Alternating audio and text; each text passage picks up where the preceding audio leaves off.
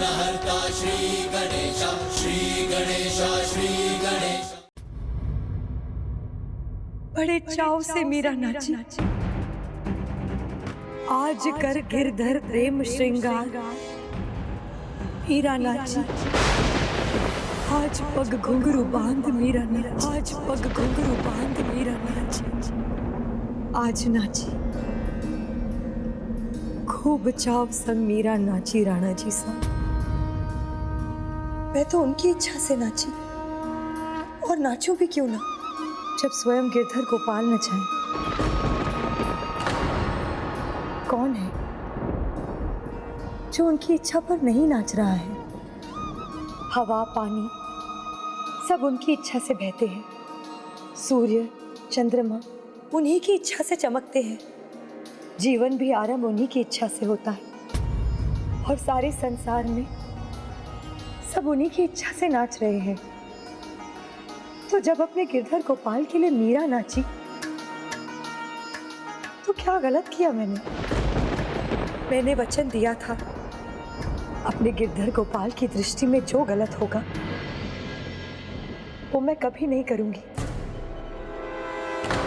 और यदि मैं गलत होती तो आप सबसे अधिक क्रोधित मेरे गिरधर गोपाल मुझसे होते।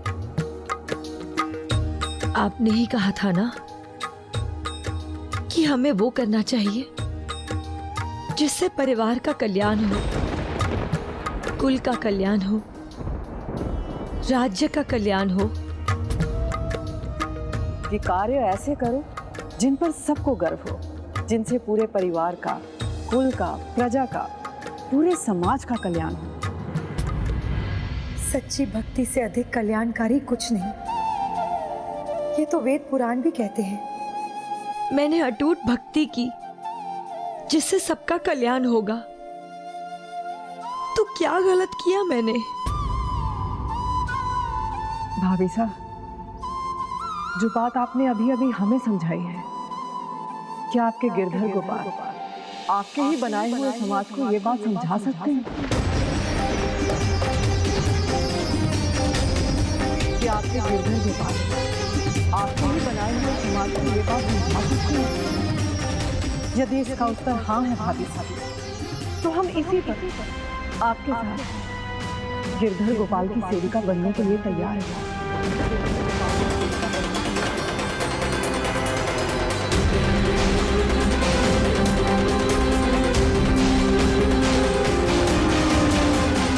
जो प्रभु इच्छा होगी वही होगा। उनकी इच्छा पर प्रश्न चिन्ह लगाने वाली मैं कौन होती हूँ? धैर्य रखिए, वो समय भी आएगा जब आप इस भक्त की भक्ति और मेरे गिरधर गोपाल के प्रति प्रेम और मेरे नाते को समझेंगे भी और मानेंगी भी। भविष्य में जो होगा सो होगा, पर आज का क्या करें भाभी साहब? आज जो स्थिति है उसका क्या समाधान है? समाधान मेरे पास है।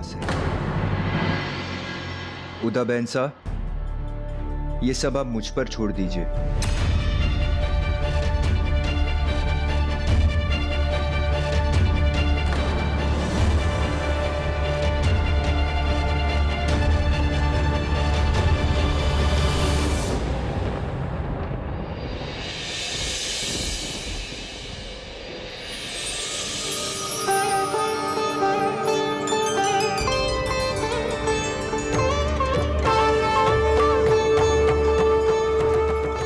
राणा जी साहब, आप तो राजकुमार हैं, ये सब आपका काम नहीं है।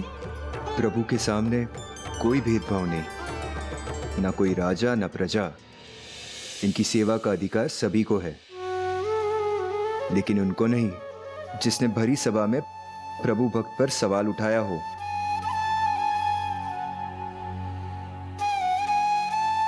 राणा जी साहब, क्या आपके मन में ग्लानि का भाव है? इसीलिए क्षमा याचना करने आया हूँ।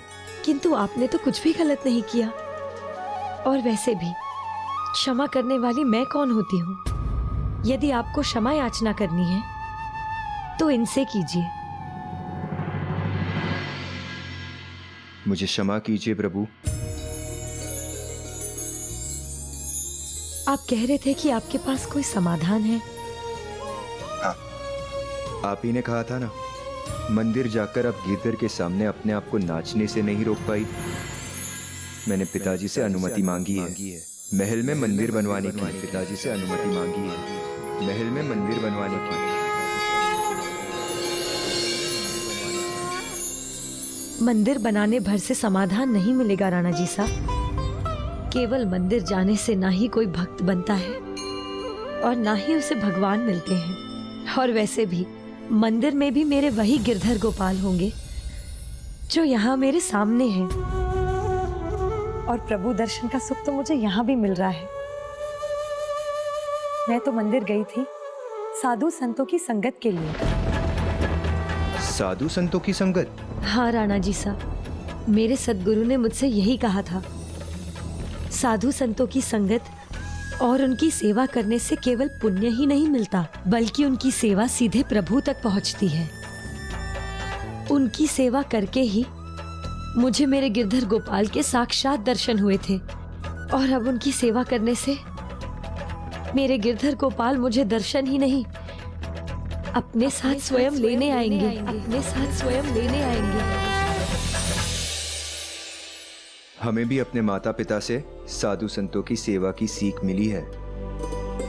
महल में मंदिर बनेगा तो उनका स्वागत भी होगा यहाँ। आपकी सहायता को मैं स्वीकार करती हूँ, किंतु आप ऐसा क्यों कर रहे हैं? क्या मिलेगा आपको इससे?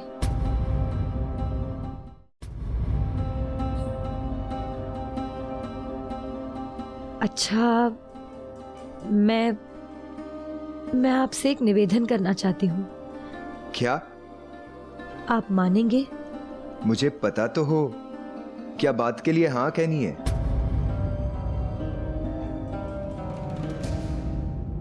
मैं चाहती हूँ कि आप दूसरा विवाह कर अपनी नई जिंदगी आरंभ करें।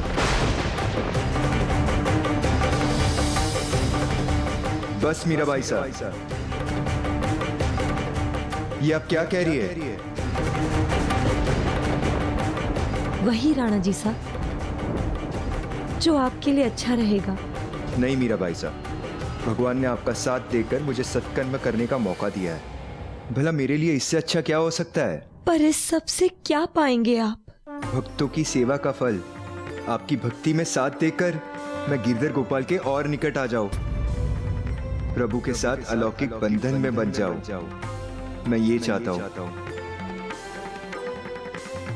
और आप मुझे लौकिक बंधन में बंधा देखना चाहती है? ऐसा सुझाव मत दीजिए। अगर बताना है तो ये बताइए, मैं लोक लाज छोड़कर आपके समान भक्ति भाव में कैसे डूब सकूं? मैं तो केवल आपको इतना ही सिखा सकती हूँ जितना मुझे मेरे सद्गुरु ने सिखाया था। भक्ति बाहरी नहीं, आंतरिक होनी चाहिए।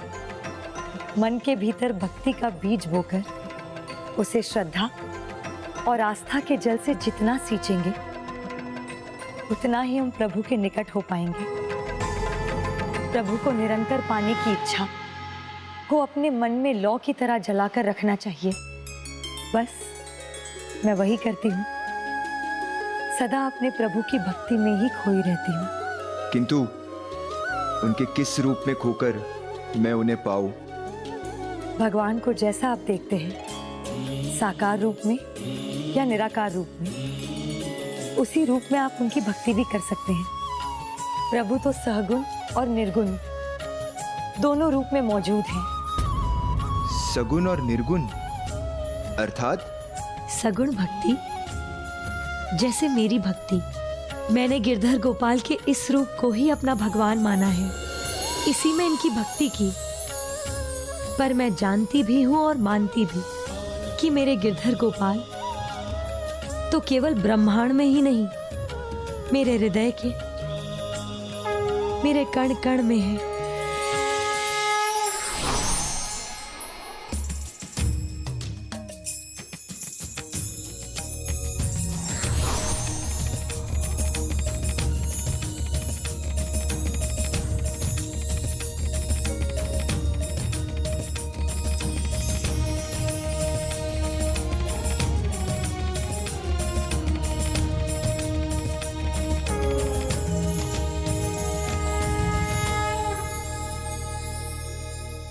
और तब मैं उनकी इस अदृश्य ऊर्जा और उनकी सर्वत्र व्यापक शक्ति का अनुभव बिना किसी रूप में कर सकती हूँ। यही मेरी निर्गुण भक्ति है। रूप अनेक है किंतु प्रभु एक है, और उन तक पहुंचने का भक्ति का मार्ग भी एक है।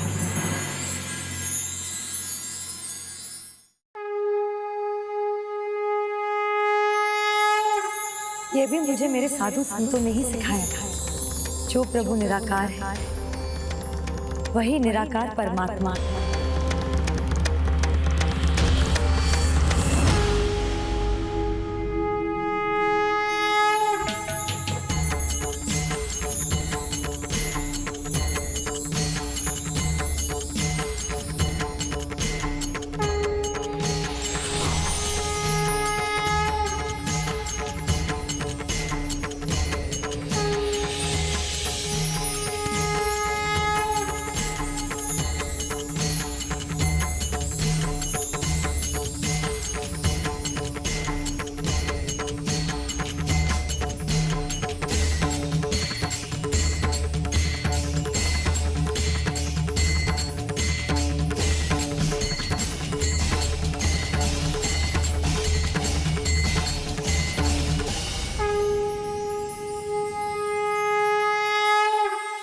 अपने अंश से मत कूर्म, वाराह, नरसिंह, वामन, परशुराम, राम और कृष्णा जैसे रूप लेकर अपने भक्तों को दर्शन देते हैं।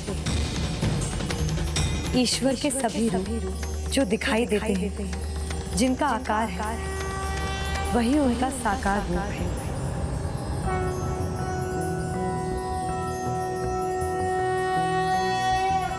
शान्ताकारं भुजगशयनं पद्मनाभं सुरेशं विश्वाकारं गगनसदृशं मेघवर्णं शुभांगं लक्ष्मीकान्तं कमलनयनं योगिहृदध्यानगम्यं वन्दे विष्णुं भवभयहरं सर्वलोकैकनाथम्।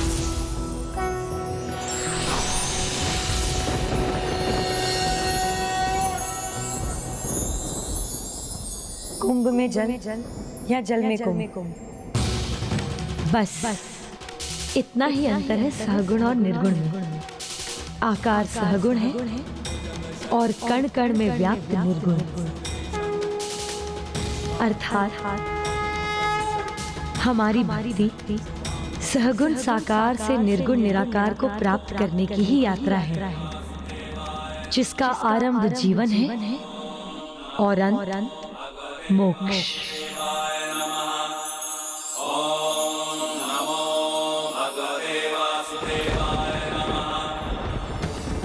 ये क्या कर रहे हैं आप राणा जी साहब? उठिए। मुझे सच्ची भक्ति का पाठ सिखाने वाली आप मेरी गुरु। मैं अपनी गुरु को प्रणाम करता हूँ। संसार की नजरों में हमारा ब्याह हुआ है, आप मेरी पत्नी है, पर मेरी आंखों में आज से आप मेरी गुरु हैं। अपने इस शिष्य के प्रणाम स्वीकार कीजिए। हे महान भक्त मीराबाई साहब।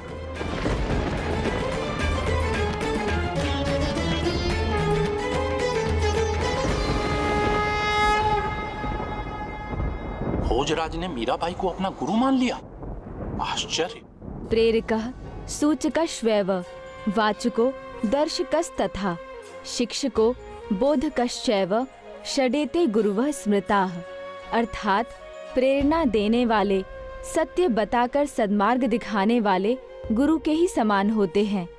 अपनी भक्ति के ज्ञान से मीरा ने भोजराज को भी परिचित करवाया और तब गुरु दक्षिणा में पिता की आज्ञा से भोजराज ने महल में मंदिर बनाने का निर्णय लिया। मीरा तो ये समाचार पाकर बहुत प्रसन्न हुई होगी। हाँ, पर प्रसन्नता के इन पलों में एक दुखद समाचार भी था।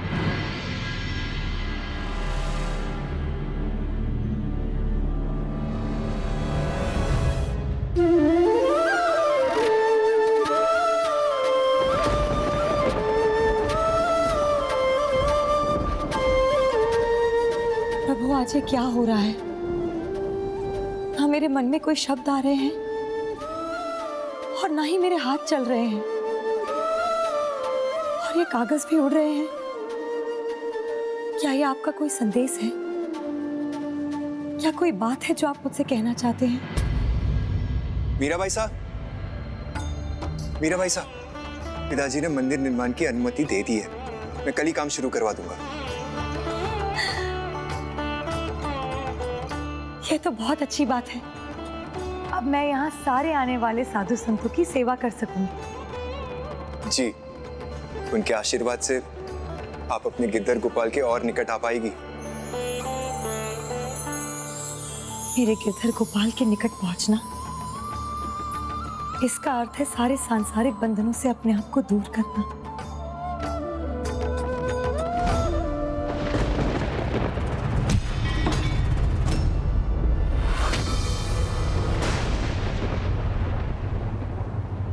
स्याही गिरी है,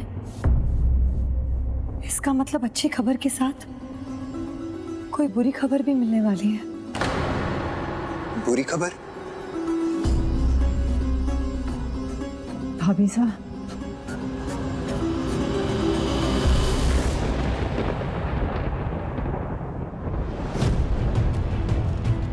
आप मेरे पियर से आए हैं ना? खबर अच्छी नहीं है भाभी साहब।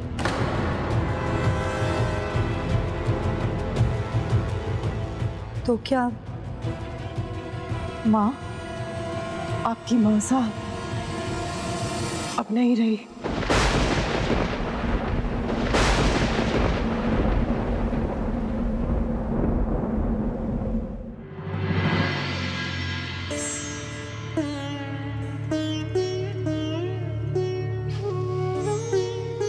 अब वो गिरधर गोपाल के साथ है,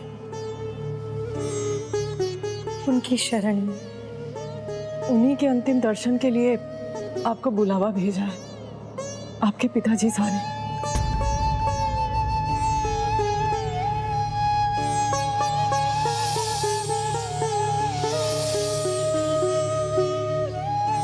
अंतिम दर्शन तो मैं पा चुकी हूँ, और जब पंछी उड़ चुका है तो खाली बसेरा देखने में क्यों जाऊं? मैं नहीं जाऊंगी।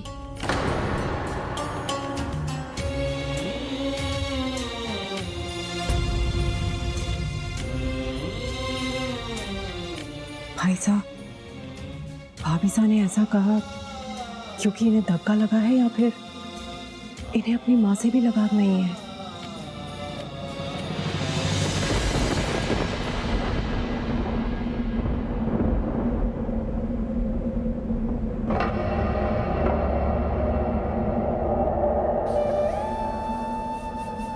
पहले दादा सा, अब माँ सा, एक एक करके मुझे सारे सांसारिक बंधनों से मुक्त कर रहे हैं आप प्रभु।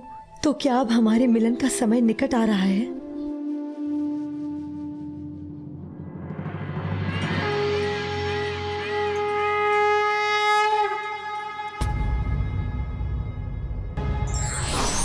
सच्ची भक्ति सगुण हो या निर्गुण सदैव कल्याणकारी होती है।